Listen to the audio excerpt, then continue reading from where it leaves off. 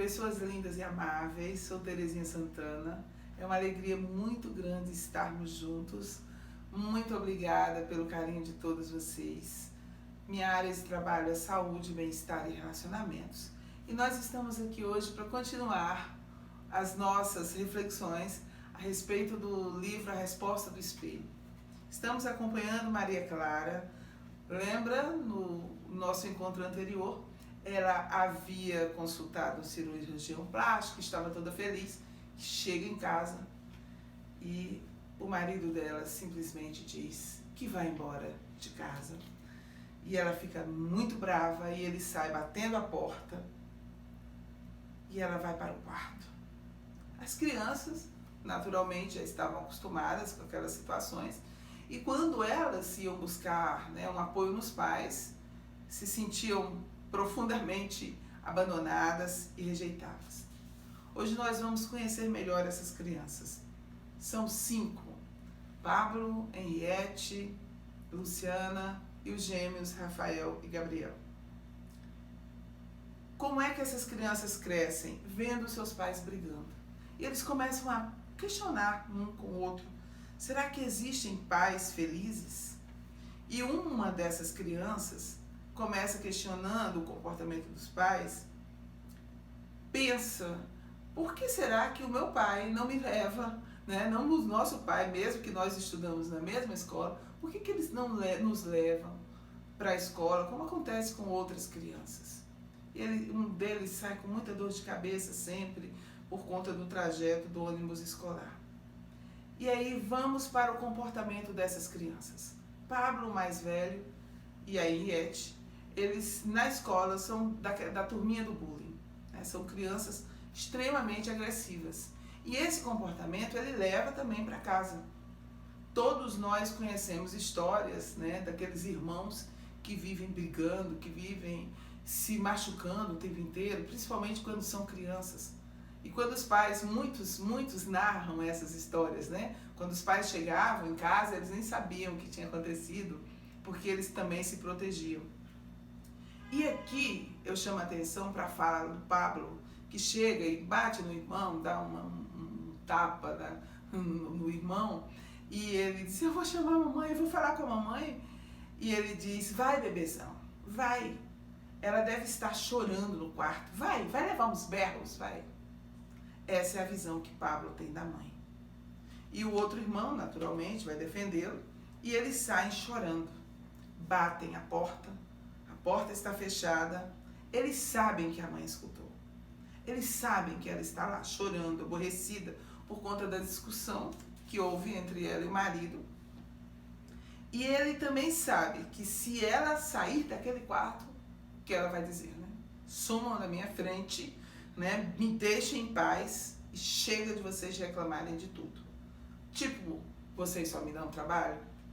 E eles se sentem profundamente abandonados no próprio lar. Em quem eles vão encontrar apoio?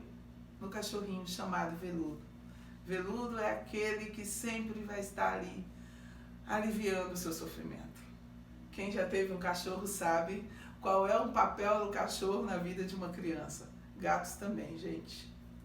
E nesse momento, Gabriel diz para o irmão, o Rafael disse para o irmão, Biel, eu tenho vontade de morrer. É muito triste viver assim. Parece que os adultos não se importam com as crianças. Nós lhe damos trabalhos, causamos sofrimentos, somos peso inútil.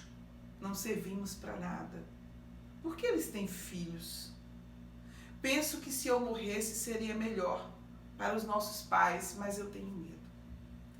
Nós nos horrorizamos hoje com o alto índice de suicídio na infância e na adolescência.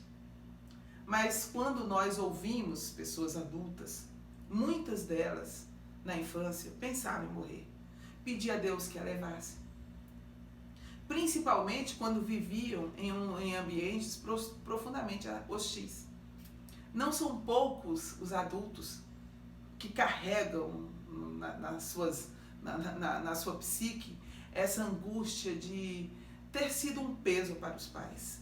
E muitas vezes eles transferem isso para os filhos.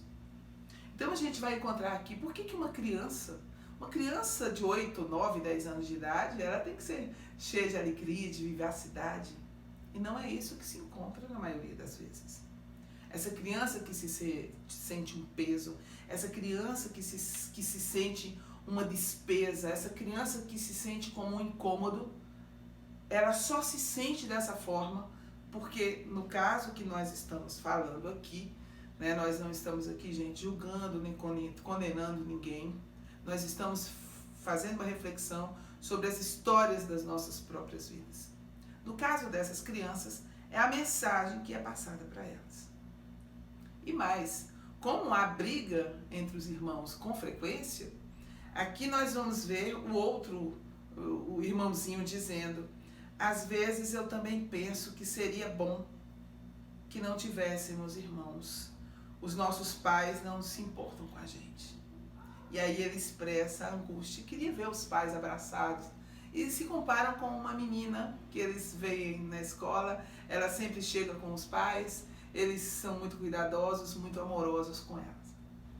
É muito incrível quando nós ouvimos de alguém: eu nunca tive isso, eu nunca tive carinho, eu nunca tive abraço, eu nunca percebi, eu não me lembro do colo dos meus pais.